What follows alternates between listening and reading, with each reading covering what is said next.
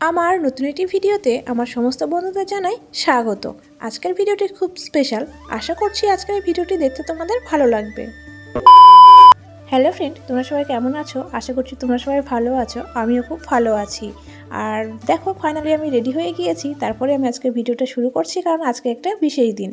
আর সেই বিশেষ দিনটা হলো আজকে এই গদ ভাইটার জন্মদিন। তো তার জন্য আমরা এক জায়গায় যাব, সেজন্য সবাই মিলে কিন্তু রেডি হয়ে পড়েছি এবং বেরিয়েও পড়েছি। আর কোথায় যাব সেটা আশা করি তোমরা টাইটেল আর থাম্বনেল দেখে বুঝতেই পেরেছো।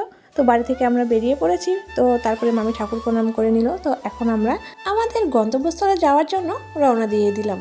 প্রত্যেকবারই মামি ভাইয়ের জন্মদিনের আগের দিন এই অনাথ আশ্রমে যায় এবং নিজের সাধ্যমতো কিছু করার চেষ্টা করে। এবারও কিন্তু তার অন্যথা হয়নি, কিন্তু এবার আমি মামিদের সঙ্গে নতুন।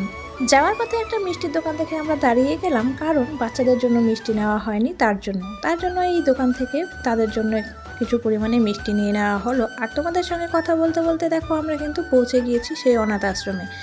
তো এটা একটা আশ্রম। এই আশ্রমে অনাথ বাচ্চারা যেমন থাকে সেই রকম অনেক দুস্থ বাচ্চারাও থাকে, যেরকম কারো বাবা নেই, কারো মা নেই, এইরকম। তো এরা এখানেই থাকে, এখানেই পড়াশুনো করে, এখানেই খাওয়া দাওয়া করে।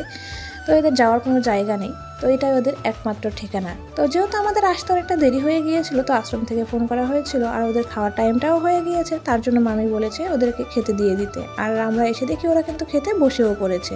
শুধু যেখানে ছোট ছোট বাচ্চা আছে তা না, অনেক বড় বড়ও আছে। অনেকে এখান থেকে পাস আউট করে গিয়েছে, অনেকে এখান থেকে পড়াশুনো করে নিজের নিজের লাইফে দাঁড়িয়ে গিয়েছে। কেউ না কেউ কোনো না কোনো কাজ করছে, কেউ চাকরি করছে, এরকম কিন্তু প্রচুর আছে।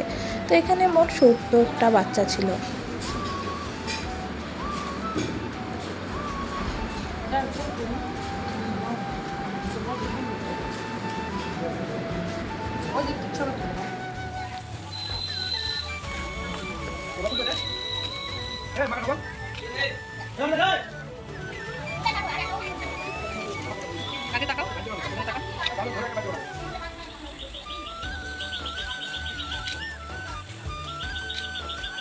কেক বানানোর সময় বানাতে পারবো না, জানতে পারবো না। সবার কিন্তু খাওয়া দাওয়া কমপ্লিট। তারপর মামি ওদের সবার জন্য চকলেট নিয়ে এসেছিল। তো সেটাই সবার মধ্যে কিন্তু দিচ্ছিলাম আমি এবং ভাই।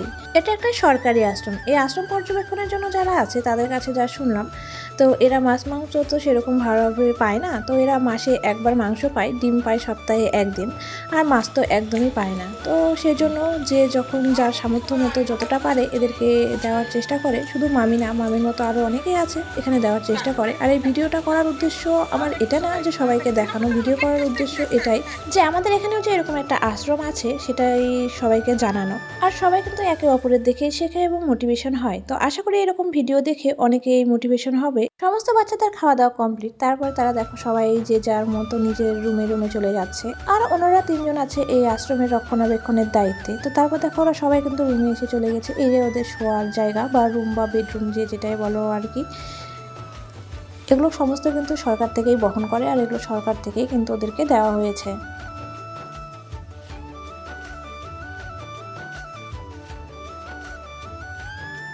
আর এটা হলো অফিস রুম। তো আজকের এই দিনটা সমস্ত বাচ্চাদের সাথে আমরা কিন্তু বেশ ভালোভাবেই কাটালাম।